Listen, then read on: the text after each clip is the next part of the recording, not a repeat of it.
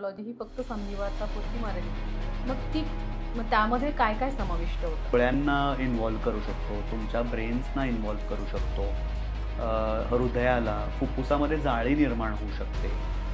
तर संधिवात हा सांध्यांपुरता मर्यादित हे खूप मोठं मिथक आहे. लहान मुलांमध्ये स्पेसिफिकली काही संधिवात होऊ शकतो? संधिवात हा कुठल्याही एज ग्रुपमध्ये येऊ शकतो. बायोलॉजिक्स जे आहे ते अजूनही शेवटचा पर्याय म्हणून आपण वापरतो. अच्छा, काही रुग्ण असे असतात की ज्यांचा संधिवात खूप सिव्हिअर झाला आहे, की ज्याला वस्क्युलायटिस सारखा आजार आपण म्हणलं जातं, की पायात अल्सर्स झालेत कुठे किंवा गँग्रीन झालं आहे आणि डोळ्यामध्ये रुमॅटॉइड आर्थरायटिसचा प्रादुर्भाव झाला आहे किंवा अँकावस्क्युलायटिसचा, ज्याला स्क्लेरायटिस म्हणतात, ज्याच्याने डोळा मेल्ट वितळण्याची पण वेळ येऊ शकते. माझ्याकडे एक डॉक्टर आला होता, 25 वर्षाचा MBBS स्टुडंट होता.